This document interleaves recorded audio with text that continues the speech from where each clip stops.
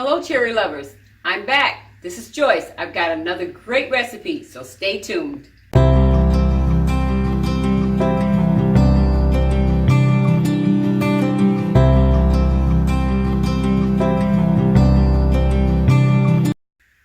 Okay, and we're back. Hello cherry lovers. I have a very simple and very quick but very delicious recipe for you today. And this is and I always call my recipes famous because these are the ones that I share with you, are the ones that my children and their friends really love. This is my famous chili. I call it my college chili, even though it's just chili that I cook all of the time, because my son and his friends from college always loved it. And when I'd make it, his friends would always say, can we come over and have some? And of course, I always made a big enough pot for plenty. So this is a very simple recipe and you can follow along. The first thing I'm going to do is read to you my ingredients. We've got 1.5 pounds of ground beef, and I'm going to actually turn this stove on while I'm sharing with you the rest of the ingredients. We also have 1 large onion chopped, also a half a cup of green peppers chopped, also a heaping teaspoon of garlic, minced garlic, as you can see is right here in the bowl, also 4 15-ounce cans of tomato sauce, and of course I've got 1 30-ounce can and then 2 15-ounce cans. Also 1 15-ounce can of diced tomatoes, also 2 15-ounce cans of kidney beans, and you can use dark kidney beans or you can use light kidney beans. It doesn't really matter, the flavor is all the same. And then your salt and pepper to taste. Now the first thing you want to do is start cooking your ground beef. And once you get the ground beef sort of cooked down a little bit, because this is quite a bit of beef in the skillet.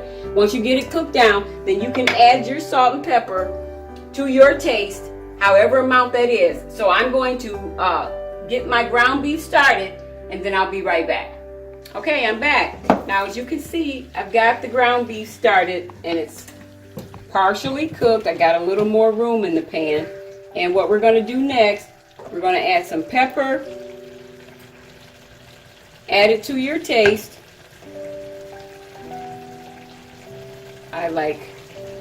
It's probably about, that's probably about a teaspoon of pepper, and probably about a teaspoon of salt, but add it to your taste.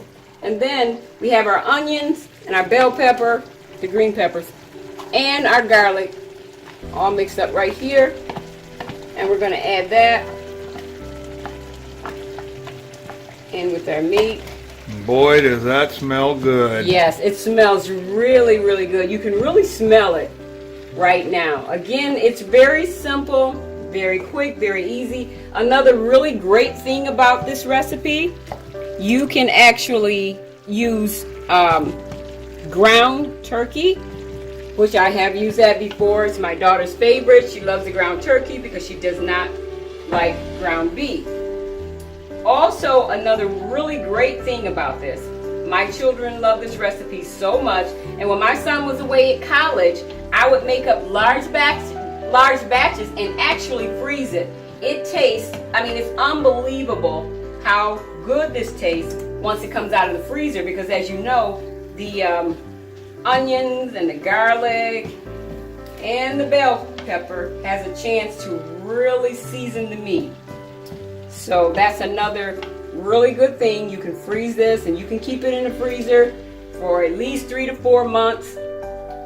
And that way my son would have lots of chili for he and his friends. And also when my grandson came home from college, I would make him up large batches of this chili, because this is one of his favorites also, and freeze it for him so he could take it back with him also. So I'm going to finish cooking this up now that I've added the onions and the pepper in there. Oh, it smells so good. I'll finish this up and then I'll come back in just a couple of minutes and show you how to add the rest of the items to the recipe.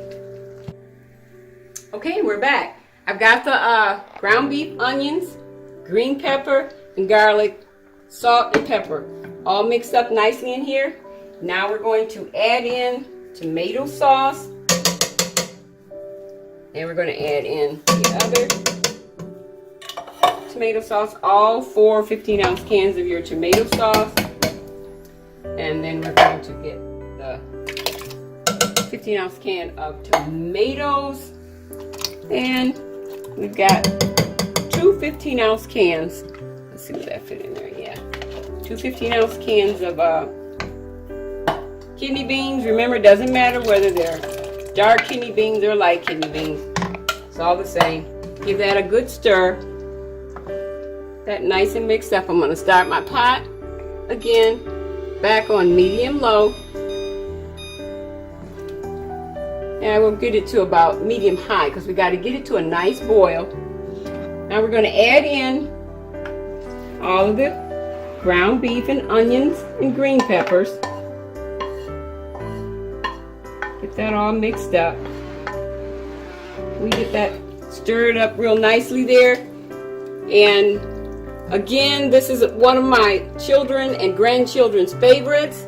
I just like to tell Anthony and Micah and Miles and Quentin, if you're listening or watching, you guys would like to stop by and get you a bowl of hot chili, you're welcome to stop by. And I'm going to get this nice and stirred up. You can serve this with, let's see, my youngest son loves it with way too much sugar, and my grandson loves it with cheese and sour cream. And I think Micah just eats it plain. And I add a little red hot sauce. I love red hot sauce in mine. So that's nice and stirred up. So what we're going to do is simply bring that to a boil and immediately turn it down and let it simmer for about 15-20 minutes. And I'll see you in about 15-20 minutes. Hello guys, there's one thing that I left out, and I absolutely have to include this, and I can't believe I left it out.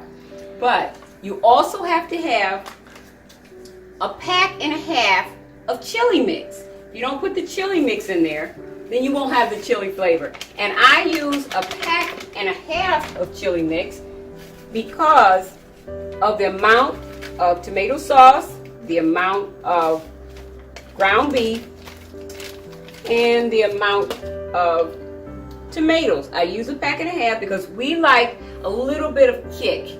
And believe it or not, when you put a pack and a half, your chili will take on a totally different flavor than if you only use a pack. And when you try a pack and a half, you'll understand. And my family just loves that flavor with a pack and a half of the chili mix. Gives it a little spicier flavor. And you mix that up really well. And don't forget, I'm going to leave the recipe ingredients down below. But if you don't put the chili mix in there, it won't be chili. I can't believe I left that out. Sorry about that. And boy, folks, does that look delicious. So give it a good stir. Man, smells like a chili factory. All right. Let it come to just about a boil. And then reduce your heat down to a simmer. And let it simmer for about 15 to 20 minutes.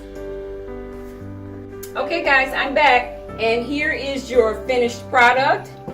It smells so good. You can see those beans and the green peppers, but you can really smell that garlic chili flavor. Also, I've added a little more, I've tasted it and I've added a little more salt and a little more pepper to mine because I love just the right amount of spices. But like I said, it's really simple, really quick, but it's, in my opinion and in my family's opinion, the best chili you'll ever eat. So thank you for watching and have a great night.